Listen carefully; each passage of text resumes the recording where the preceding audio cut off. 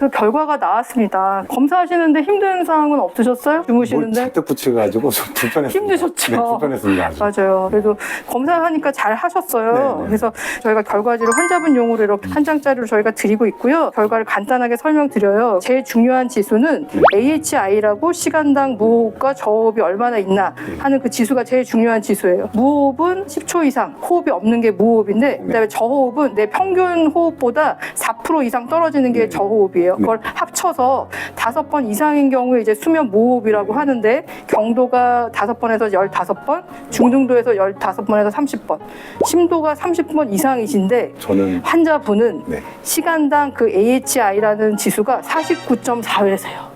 그래서 시간당 거의 50번 정도 고심도인가요, 그러면? 그 무호흡, 그렇죠. 심도세요, 심도. 네. 그 중에서도 이제 완전 무호흡이 있는 경우가 42회 시간당. 아, 시간당. 그 다음에 저호흡은 6.7회.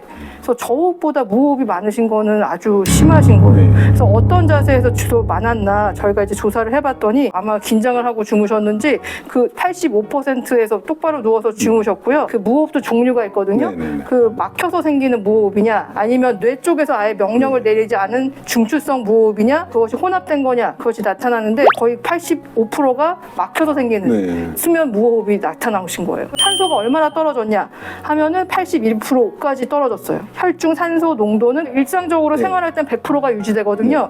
근데 이제 주무실 때는 숨이 얕아지기 때문에 95% 정도 유지가 되는데 81%까지 떨어지는 거예요. 심각한 건가요? 그러네요. 조금 심각하십니다. 그리고 심장 박동수는 179회까지 심장이 빨리 뛰었어요. 원래 정상은 네네. 60회에서 100회까지가 심장 박동수인데 내가 산소가 떨어지니까 심장이 내가 산소가 부족하구나 하고 심장이 빨리 뛰는 거죠. 그 수면무호흡하면 심장마비도 걸릴 수 있다는 게 이런. 그렇죠. 맞아요. 고혈압이 그래서 생기시는 경향이 높아지는 거예요. 왜냐하면 심장이 빨리 뛰기 때문에. 그래서 심장이 빨리 뛰면 혈관이 늘어나고 혈관이 약해지면서 뇌출혈이나 그런 거에 위험도가 점점 높아질 수도 있거든요. 그래서 내 미래를 위해서는 제가 보기에는 양압기 먼저 해보시는 게 제일 좋을 것 같고요.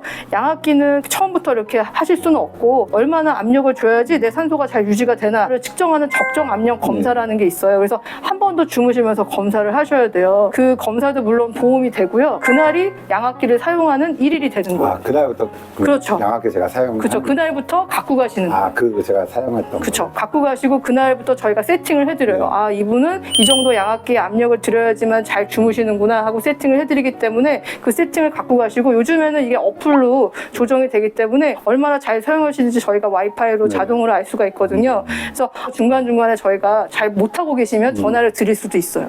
그래서 적정 압력 검사를 예약을 하고 해보시는 게 좋겠어요. 이 정도 심하시기 때문에. 사실 해야 된다는 생각을 하고 있습니다. 제 그렇군요. 스스로. 다행입니다. 그러면 예약을 잡아드릴까요? 네, 알겠습니다. 알겠습니다. 그럼 저희 실장님께서 상담을 잡아드리고 밖에서 예약 날짜를 해드릴게요.